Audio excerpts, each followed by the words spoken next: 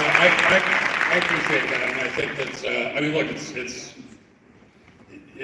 I want to say a lot of people have been in the fight from the beginning, so it hasn't a lot, but there's certainly been a lot more than just me. The one thing I will say is, you said we were in the ideological minority, which is what made it so frustrating early on, is that, I can remember going out there in like 2016, 2017 and arguing about this issue of transgenderism, and the kind of blank stares you would get from people, even though I know that most of them agree with me. I'm sitting here saying a woman is a female, a man is a male. You can't cross between the two. Transgenderism is not a real thing. It's a category error. It doesn't exist.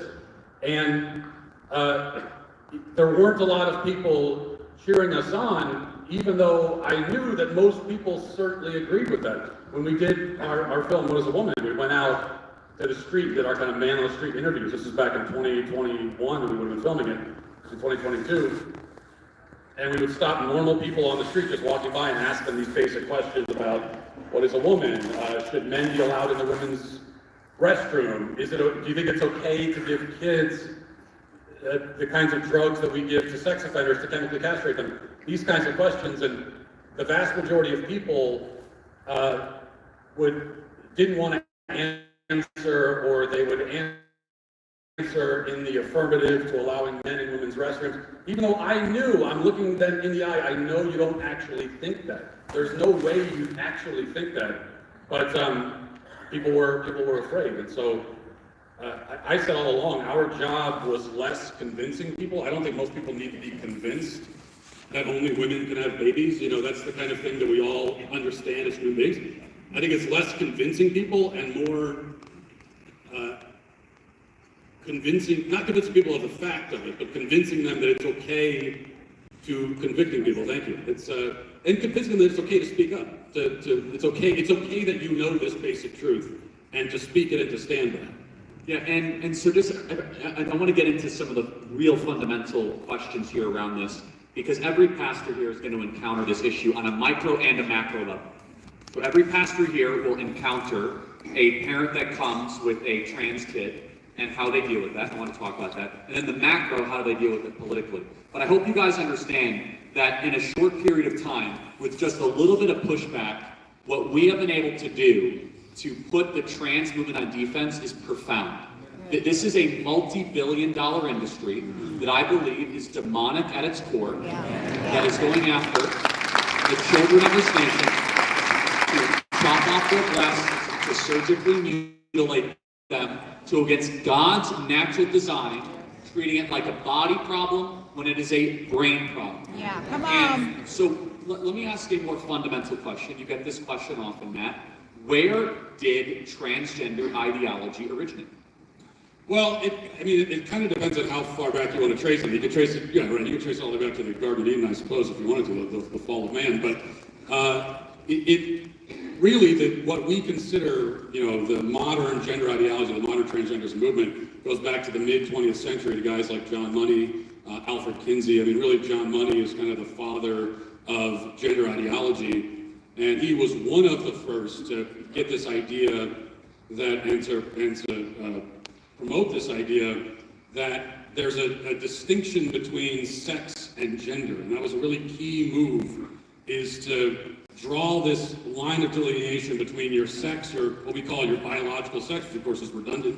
You don't need to say that. Sex is biological, and your gender, which is, the way he looked at it, it's just how you present yourself in the world, and there's this distinction between the two. And it was very key to draw this distinction, but then what you notice as time goes on, this stuff becomes more mainstream, that this distinction between sex and gender was then collapsed.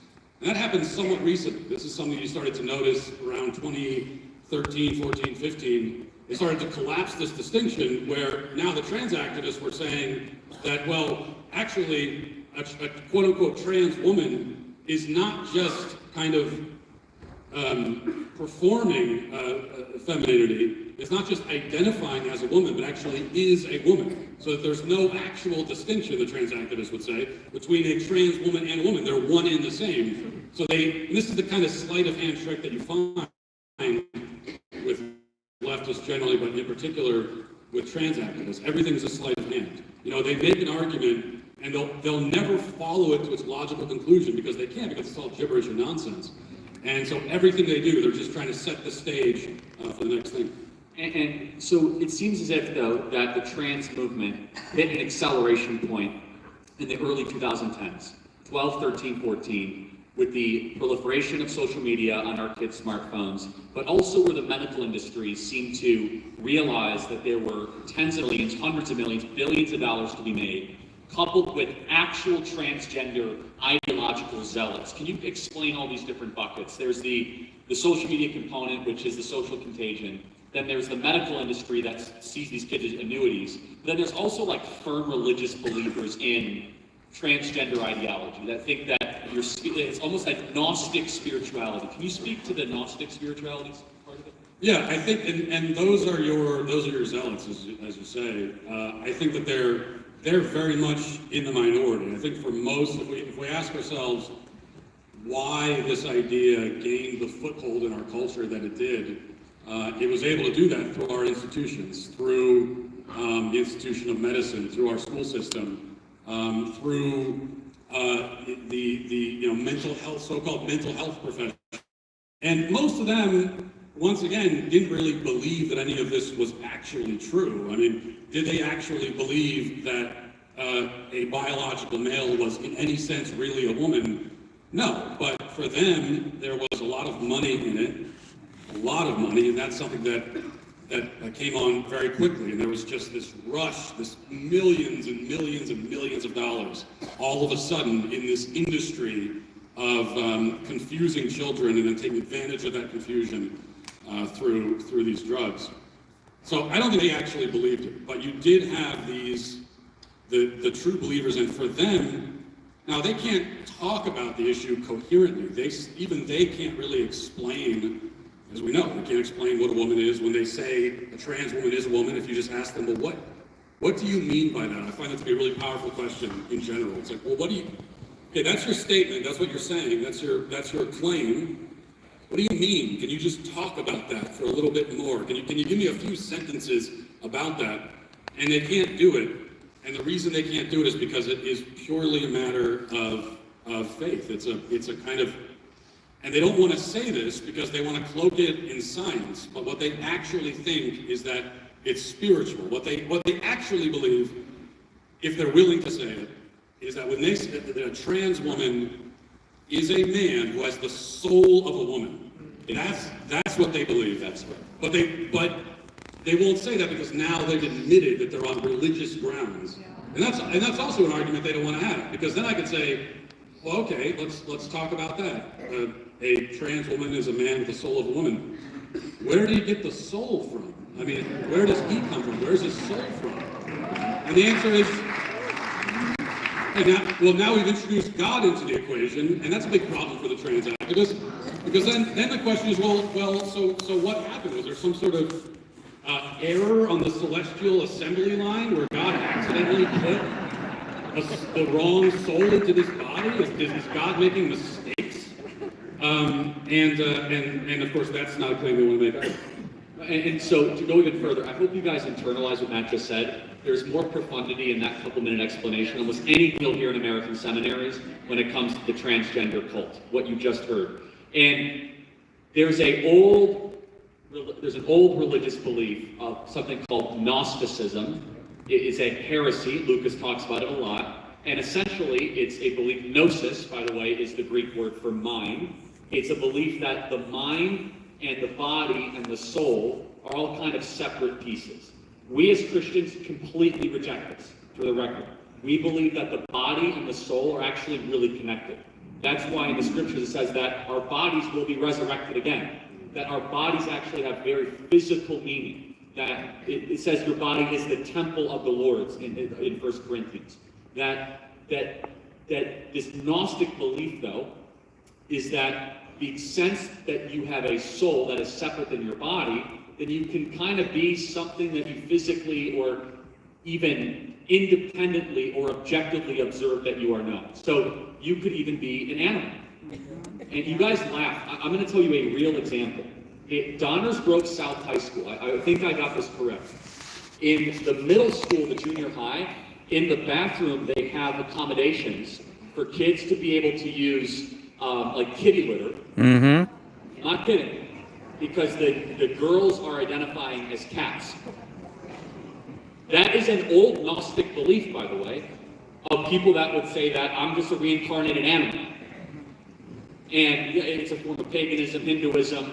Again, this is nothing new. Again, you know what changed all this? Christianity changed all this. We're the first religion to come through and say, no, there's one God, it's Yahweh, Jehovah, there's polytheism, right? So, Matt, can you go ahead? Yeah, I just want to add to that because I think that one of the problems, one of the ways that this Gnosticism took hold is that you had a lot of Christians who don't understand their own faith and don't know how to talk about it. And so for example, you'll hear, and this is a quote you'll see, I've seen circulating in social media for years and years, and I think that it's often falsely attributed to C.S. Lewis, sometimes G.K. Chesterton, and the quote is something like, I don't have a soul, I am a soul, I have a body. That's the quote that you see sometimes. And this is not something that C.S. Lewis would never say something that stupid. Because and this is, you hear this from Christians sometimes, but no, that's not correct. It's not that you are a soul and you have a body. You are your body and your soul. There's a unity of the two. You can't separate the two. So we tend to think of it like my body is some kind of receptacle or a vehicle, that my soul is just kind of driving around and pulling the levers inside my body. That's not it at all. What I am, what you see, my body is who I am, and my soul is, in a mysterious way, inextricably linked with my body. It's part of who I am. And this is one of the reasons why we go to the trans activists, and now they don't like to talk about souls, even though that is what they believe, as we've covered. What they will say, though, and this is kind of their way of saying soul, they'll say, well, sometimes you have a man that has a woman's brain, and they'll start pointing to all these studies that allegedly show that some men have the brains of women. And this is why I don't really care about studies. I'm not a big fan of studies. Most of the time, I know we want to sound like we're smart, and so somebody brings up a study, we want to throw another study back at them, and you get in kind of a study food fight. Well, here's a study. I think, in my opinion, 95% of the time when someone brings up a study, they say, well, have you read this study? I say, no, I haven't read it.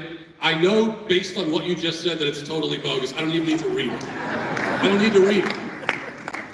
Any study that claims to show that a man has a woman's brain is completely bogus. I don't care if this study was funded with $50 million, they took 70 years, they had 10,000 people, doesn't matter, because what's the definition of a man's brain? It is the brain that is inside the head of a man. That is the definition of a man's brain.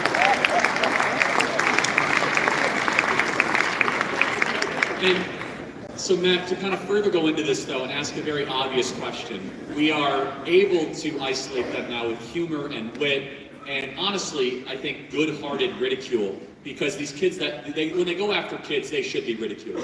You do not go after the children of a society without pushback. Christ said it's better for them to have a millstone hung around their neck and thrown into the lake, sea, than to go after the and so they should be ridiculed. But Matt, I want you to go deeper into something that you said. How is it that this movement, that is so philosophically and spiritually dark, that is so obviously easy to repeat with a sentence like yours, that the majority of the country is now moving against? How did they get so deep in our institutions, man? How did they advance so far into our territory? Because now we have to go through what is going to be, everybody, probably a 10 to 15 year project of an exorcism to kick these individuals from. How did this happen, man? Is it as simple as, well, we were just asleep at the wheel, or is it something more than that? I wish that I could say we were asleep at the wheel, because if you fall asleep at the wheel, it's not necessarily your fault. It's something that happens accidentally. I think it's worse than that. I think it was a deliberate choice deliberate. It was a surrender. It was a waving the white flag. And so to answer your question and to bring it to kind of the point of this great event, that I think there are a lot of answers to the question of how it got this deep in our institutions, but to me the number one answer is that there is one institution that is supposed to be there as the vanguard against this kind of evil, and that institution refused to do its job, and that is the church.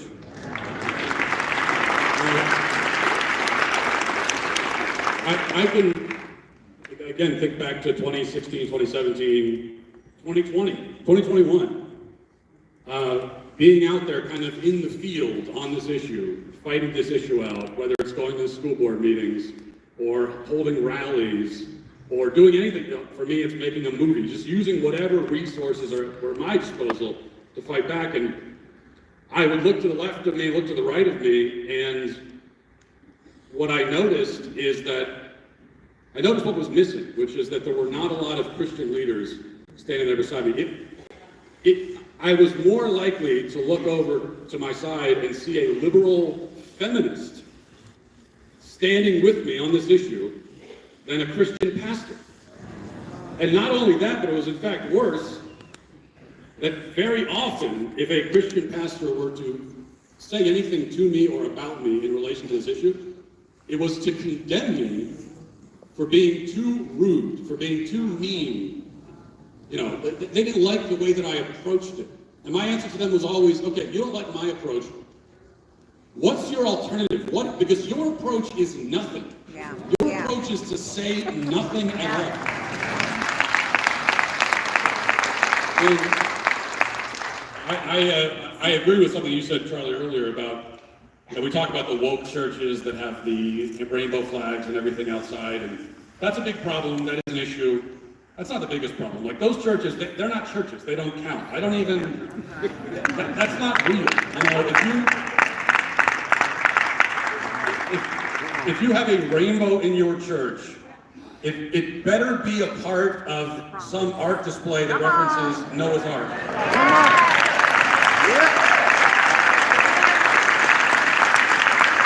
Because the rainbow flag is anathema. It is heresy. And any church that flies it is not a church. It is, this is or I should say, it's a church, but not for the Christian religion. Or the LGBT cult is what it is. So there's that. So like, there's those kinds of churches, and that's not real. Those are not real Christian churches. The bigger problem has been for a long time, the kind of milquetoast, lukewarm, I don't really want to get involved. And so you sit in these churches and you're not going to hear anything necessarily objectionable. You're not going to hear anything said that's wrong. Everything said is maybe true, but it's what's not being said. And to reference something that C.S. Lewis actually talked about, I think in Screwtape Letters, he talks about it in multiple works of his, how we're on a spiritual battleground, we're on a spiritual battlefield, and when you go to church, you've got these are your soldiers, right, who are coming in after being out on the battlefield for the last 6 days, and they're bruised and they're broken and they're beaten, and this is where they're supposed to hear their marching orders. This is like, let's regroup. Let's talk about our battle plan, okay? That's what it should feel like when you're in church. And so often, at least in my experience, I've been going to church for 38 years. So often it doesn't feel like that. It feels like maybe a meeting with the HR representative at a Fortune 500 company. Or like I'm in middle school talking to my guidance counselor again. It doesn't feel like this is someone, the pastor, and there are exceptions to this, but so often it doesn't feel like the pastor is even living in the same reality as the rest of us. Right? And so to go back to the trans thing, this was going on for years, and I would hear, I'm not a pastor, I'm not a church leader, but I would hear from these parents whose kids are being kidnapped by this ideology. These kids are their minds are being stolen by this. I've heard the most, and I know you have too, Charlie, I've heard the most gut-wrenching stories from parents who have lost their kids, spiritually, mentally, and sometimes physically. I mean, their kids fall victim to this, and 2 or 3 years later, their kids are gone, they're dead, because this virus, this mental virus infected their minds and killed them. And you have these parents that are struggling with this for years and years, and so many of them are going to churches and never once hearing it even referenced. It's like it doesn't exist. And so I'm sitting in these churches and I'm thinking, do you not realize what's going on out there? Do you not understand what these people, what we're going through? What actually matters? Now I'm just ranting, I can continue. But yeah, I'll just say one thing. So just in one of the most offensive, just in this vein here, one of them, and I've told this story before, one of the most offensive sermons I ever heard was years ago from a pastor, probably a decent guy, but the sermon was about Toy Story, the movie Toy Story, if you guys are familiar. And it was all about how, it was a long sermon too, it was way too long. It went on and on and on about the movie Toy Story and all the lessons we can learn from Toy Story. Wow. Because there are songs in Toy Story about how we should be friends. And so this was kind of a sermon about the value of friendship and how Buzz Lightyear and Woody, they didn't like each other at first, but then they learned how to be friends by the end of it. And I'm sitting there, and I was a young parent at the time, 2 or 3 kids, and thinking about all the things that I'm very familiar with Toy Story. I like the movie, actually, as far as kids' movies go. But of all the things that I am worried about, all the things that matter to me as a father, as a man, as an American, and you're sitting there talking about Toy Story. I mean, this is the kind of talk that I would expect a kindergarten teacher to give to their students when they're sitting on an alphabet rug drinking apple juice. And it's that, and that's one of the worst that I've heard, so it's not often that bad, but it's not the wokeness, it's that. It's just, it's nothing. That's nothing. It's the sin of omission. It is the sin of silence. Yeah. Is that when you are silent, you're actually saying everything. When you are silent, you are speaking to your congregation that what you are omitting doesn't matter. And that is, so many pastors, unfortunately, will escape by. We're like, well, I don't mention the controversial stuff, and so therefore I stay away from it. That's exactly what is wrong, is that you have to stand up and be counted. There is no middle ground. It's either you're a yes or you're a no. And it's very important. So, Matt, I do want to be able to get through questions, but I have 2 questions, and I want to go one at a time. If a pastor in this audience, privately, a mom comes up to the pastor and says, Pastor, my 13-year-old is a girl who thinks she is a boy. How should a pastor in this audience deal with that? Well, I'll start by saying what even the left would say, but they don't mean it, which is, the way you respond to that is by loving your daughter. You love her. You never stop loving your child. But what that means is that you will never surrender her to this madness. You will just never do it.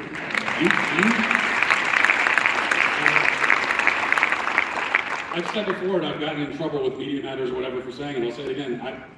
I would rather die than have any of my children succumb to the trans cult. I would rather be dead than that. I will do anything to stop that from happening.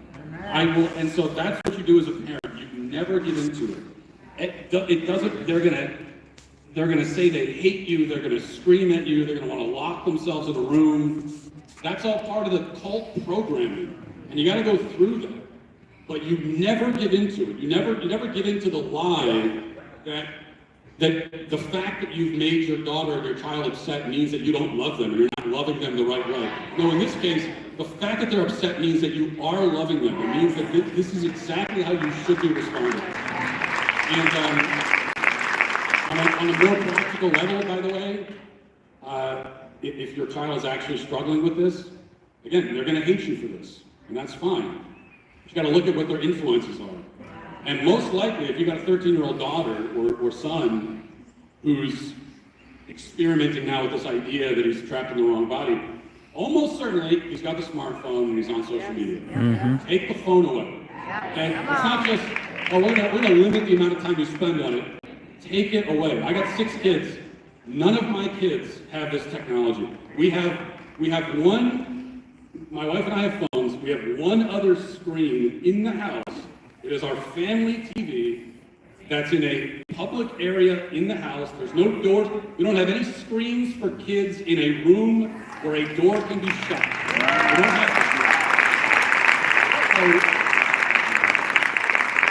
you can watch TV, we're going to know exactly what you're watching, and it's going to be in a place where we can hear it anywhere in the house where we go. So you can't even change the channel and try to sneak something past us. And certainly, we are not giving them unfettered access to the internet. And so, take that away from your child, look at who their friend groups are, and hopefully that will be enough. And then you might have to resort to even extreme measures, or measures that might seem extreme. If they're in public school, you might have to think about, we have to pull them out of school. We have to homeschool. It sounds crazy and unworkable. It's not. I do it. You can do it. You're just doing anything that is necessary to protect them from this. And I'll add to that, every pastor here, I encourage you to buy Dr. Miriam Grossman's book, Lost in Transnation. She's an actual clinician. She's not just a theoretical thinker about this. She deals and treats kids with gender dysphoria. Understand, up until recently, we had a whole treatment protocol for this, which was very simple. It's called watchful waiting. We believed that puberty was the solution, not the problem. And usually kids, like 99% of the time, they grow out of this thing. And understand this, here's some facts about transgender ideology when it comes to young people.